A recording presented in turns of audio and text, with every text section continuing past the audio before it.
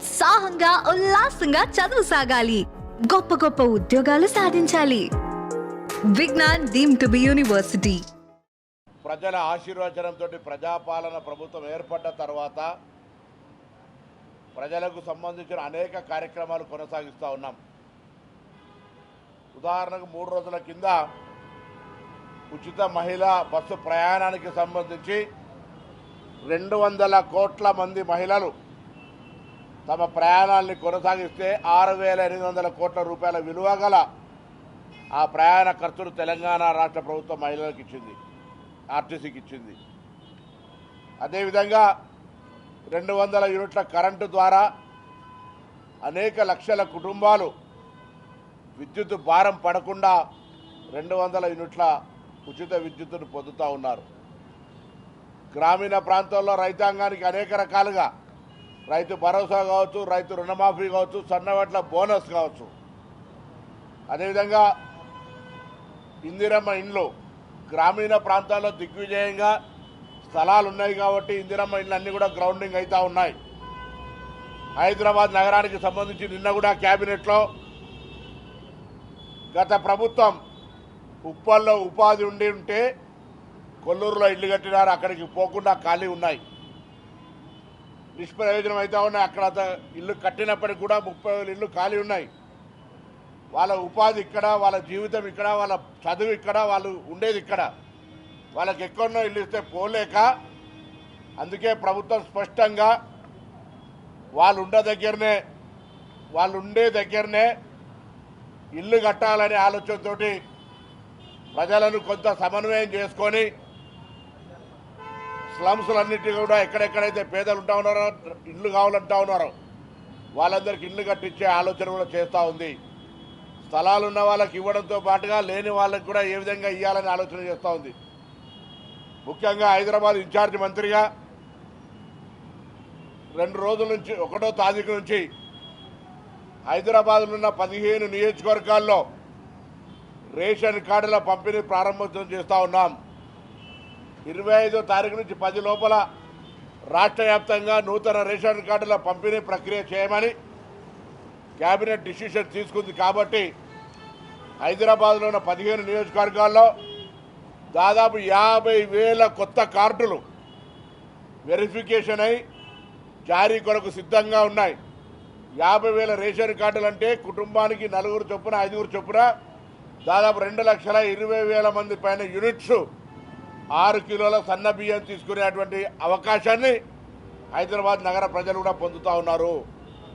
అంతేగాక దాదాపు 1,50,000 కొత్త యూనిట్స్ అంటే రేషన్ కార్డుల యొక్క ఉన్న దాంట్లో నా పేరు మీద రేషన్ కార్డు ఉంటే 10 సంవత్సరాలుగా నా కుటుంబ సభ్యుల సంఖ్య పెరిగితే కూడా ఆ సంఖ్యను అందులో నమోదు చేసుకునేటువంటి అవకాశం లేకుండే ఈరోజు ఆ విధంగా 1,50,000 కార్డుల్లో దాదాపు 2,50,000 మంది పేర్లను నమోదు చేసుకున్నటువంటి కార్డులను కూడా ఇస్తూ ఉన్నాం.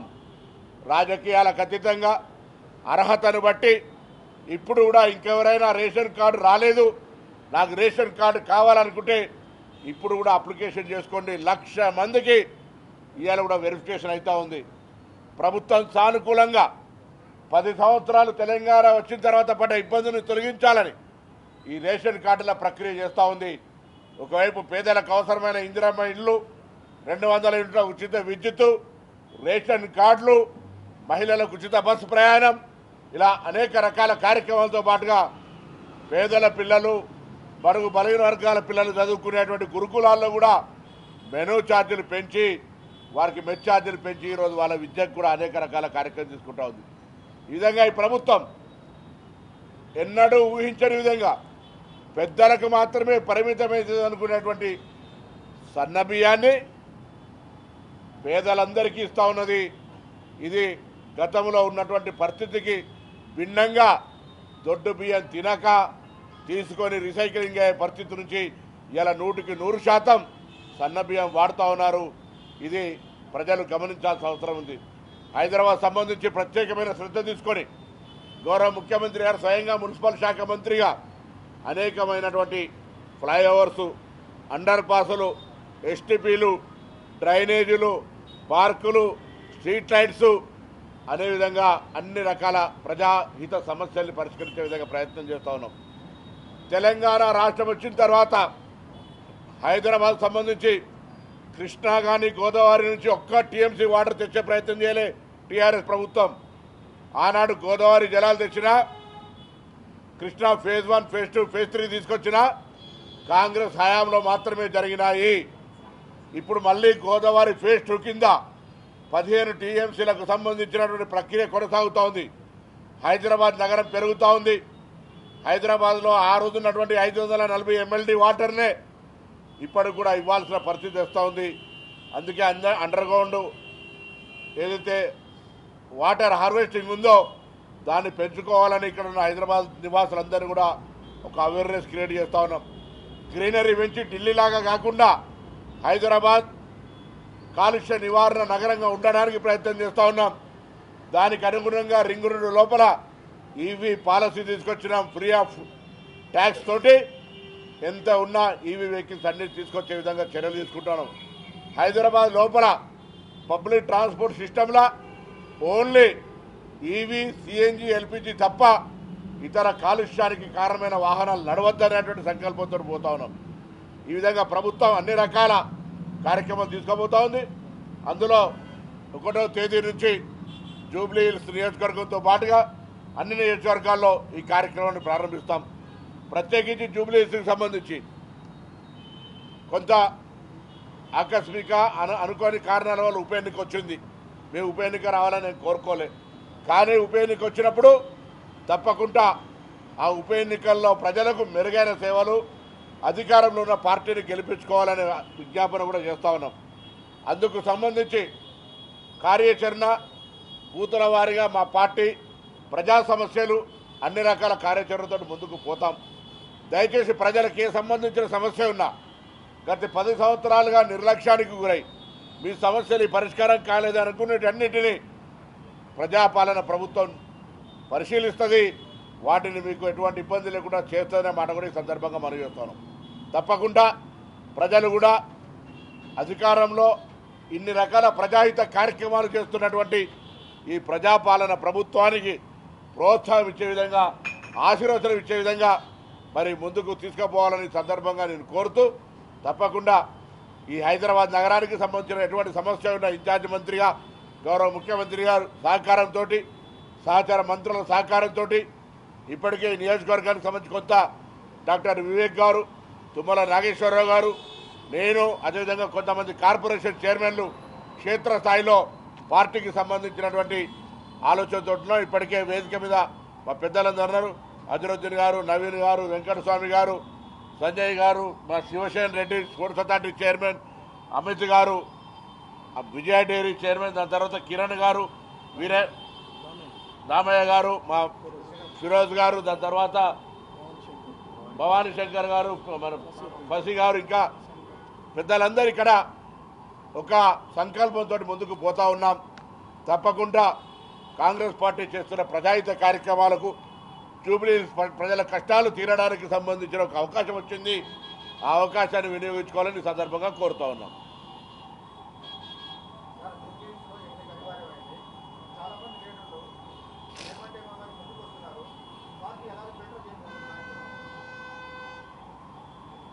అభ్యర్థుల ఎంపిక మా చేయిలోది కాదు, ఏఐసిసి చూసుకుంటుంది. కానీ ఒక మాట మాత్రం స్పష్టం, అభ్యర్థులు స్థానిక జూబ్లీ హిల్స్కు సంబంధించిన వాళ్ళే ఉంటారు. బయట నుంచి అభ్యర్థుల దిగుమతి ఉండదు. స్థానికంగా ఈ జూబ్లీ హిల్స్ ప్రజలతో వివిధ హోదాల్లో, వివిధ సందర్భాల్లో కష్టపడుతున్నటువంటి వాళ్ళకు సంబంధించిన అవకాశం, టికెట్ నిర్ణయం అనేటువంటిది పార్టీ నిర్ణయిస్తుంది. బట్ బయట నుంచి ఆశిస్తున్నటువంటి వాళ్ళు ఎవరికి కూడా ఇక్కడ అవకాశం ఉండదు అనేటువంటిది పార్టీ ఆలోచన. ఎందుకంటే కన్ఫ్యూజన్ ఉండద్దు, ఎటువంటి దాని లోపల మళ్ళీ అందరూ కూడా ఇక్కడ ఆశావాహులు కూడా అందరు కలిసి 7 డివిజన్లలో తిరుగుతారు, పార్టీని బలోపేతం చేస్తారు, ప్రజా సమస్యలు పరిష్కరిస్తారు. పార్టీ సర్వేల ద్వారా, పార్టీ నాయకత్వంకు ఉన్నటువంటి సమాచారం ద్వారా పార్టీ నిర్ణయిస్తుంది. కానీ బయట నుంచి ఎవరు ఆశావాహాలకు సంబంధించి ఇక్కడ ఈ జూబ్లీ హిల్స్ ఉప ఎన్నిక లోపల అవకాశం ఉండదు. అదే పార్ట్. అందుకే నేను చెప్తాను, ఫస్ట్ మీరు అడుగుతున్న దానికి ఒక ప్రిలిమినరీగా స్థానికంగా మాత్రమే అవకాశం ఉంటుంది. స్థానికంగా కష్టపడి పనిచేస్తున్నటువంటి వాళ్ళ నుంచి అభ్యర్థి ఉంటాడు. ఎవరు అనేటువంటిది పార్టీ సర్వే ద్వారా పోటీ చేసిన అభ్యర్థి వస్తారా, కొత్త వాళ్ళు వస్తారా, ఎట్లా అనేటువంటిది that is decided by party. ఇప్పుడు అన్ని రకాల కార్యక్రమాలు కాంగ్రెస్ పార్టీ అధికారంలో ఉన్నాం.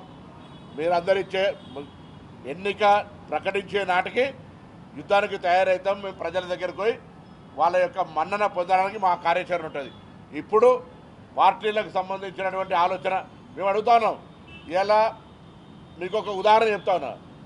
ఇక్కడి ఉప ఎన్నిక కారణం సహజ మరణం, అనారోగ్యం. కానీ ఎన్నిక గురించి చెప్తా ఉన్నా. సికింద్రాబాద్ కంటోన్మెంట్ ఎన్నిక ఒక అవివాహిత యాక్సిడెంటల్ డెత్. అక్కడ కూడా కాంగ్రెస్ గెలవలేను. సో సానుభూతి అనే పేరు మీద ఎవరైనా అటువంటి ప్రయత్నం చేసుకుంటే రాజకీయాలకు సంబంధం లేదు. అందుకే మేము ఎందుకు ఇవ్వాలి నిర్ణయం తీసుకున్నాం. స్థానిక ప్రజలతోటి మమేకమై స్థానిక ప్రజలకు సంబంధించినటువంటి వివిధ అంశాల ద్వారా పరిచయం ఉన్నటువంటి వాళ్ళకు మాత్రమే. బయట మాకు చాలామంది ఆశావాహులు ఉన్నారు, మీకు తెలుసు ఓపెన్గా. అయినా వాళ్ళందరినీ ఖచ్చితంగా ఇప్పుడు ఈ ఉప ఎన్నికల్లో అటువంటికి అవకాశం లేదు. ఓన్లీ స్థానికంగా జూబ్లీహిల్స్ నియోజకవర్గానికి సంబంధించిన వాళ్ళకి మాత్రమే అవకాశం ఉంటుంది. అవన్నీ నేను అందుకే చెప్పిన. మళ్ళా first filter by with in constituency, దాని తదుపరి పార్టీ డిసైడ్ చేస్తుంది. ఏముండదు, నాయకులంతా కుటుంబం అందరం కూర్చున్నాం. నాయకుల మధ్య విభేదాలు ఉన్నాయి, అందరూ వస్తారు. అందుకే మేము సమన్వయకర్తలు మా కార్పొరేషన్ చైర్మన్లు వచ్చినారు. 6 కార్పొరేషన్ చైర్మన్లు ఇక్కడ పని రేపటి నుంచి ప్రారంభమవుతాయి. 7 డివిజన్లలో పని ప్రారంభమవుతుంది. మేము ప్రజాపాలన యొక్క కార్యక్రమాలను, ప్రజాపాలన లబ్ధి పొందుతున్న ప్రజల దగ్గరికి మా కార్యక్రమాలను తీసుకుపోతాం.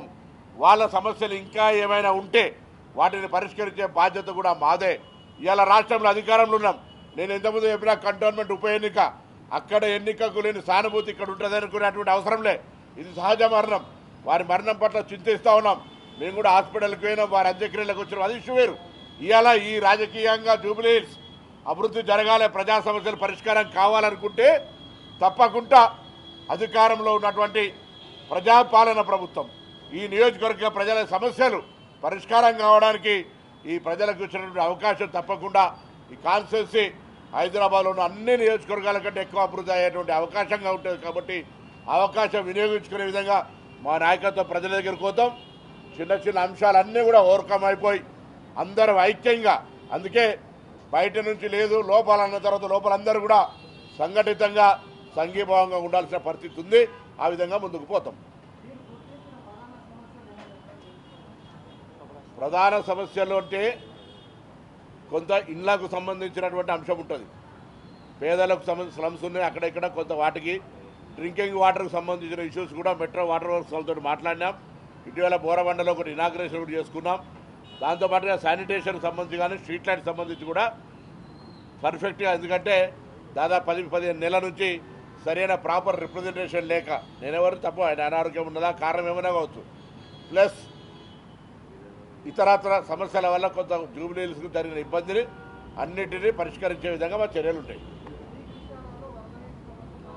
అది మొన్ననే మా గౌరవ వివేక్ గారు ఆల్రెడీ కార్యాచరణ తీసుకున్నారు. దానికి సంబంధించి కూడా కార్యక్రమం కొనసాగుతోంది. ఇంకా మీ దృష్టికి వస్తే కూడా ఏమైనా ఉంటే కూడా దయచేసి ప్రభుత్వం దృష్టికి తేండి. ప్రజా సమస్యల పరిష్కారంలో ఒక నిమిషం కూడా వెనుకపోయేది లేదు.